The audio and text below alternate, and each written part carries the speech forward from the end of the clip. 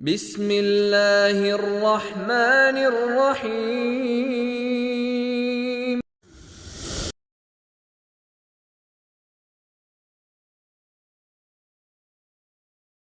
بسم الله الرحمن الرحيم. والفجر وليال عشر والشفع والوتر والليل إذا يسر هل في ذلك قسم لذي حجر ألم تر كيف فعل ربك بعاد إرم ذات العماد التي لم يخلق مثلها في البلاد وثمود الذين جابوا الصخر بالواد وفرعون بالأوتاد الذين طغوا في البلاد فأكثروا فيها الفساد فصب عليهم ربك سوط عذاب إن ربك لبالمرصاد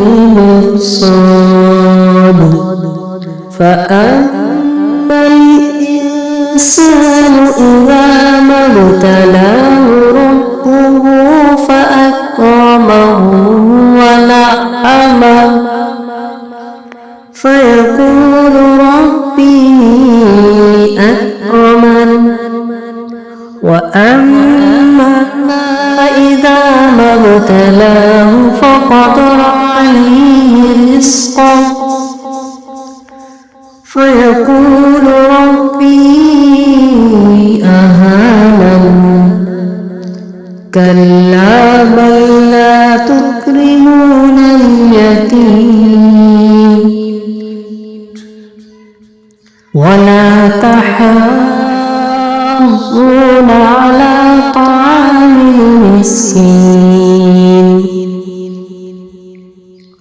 وتأكلون التراث أكلا لما وتحبون المال حبا جما كلا إذا دكت الأرض دكا دكا وجاء ربك والملك صفا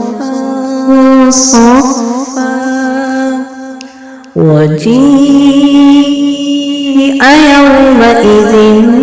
بجهنم يومئذ يتذكر الإنسان وأنى له الذكرى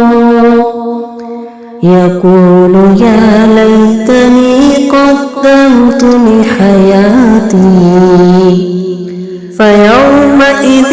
لا يعذب عذابه أحد ولا يوثق وثاقه أحد يا أيتها النفس المطمئنة ارجعي إلى ربك راضية مرضية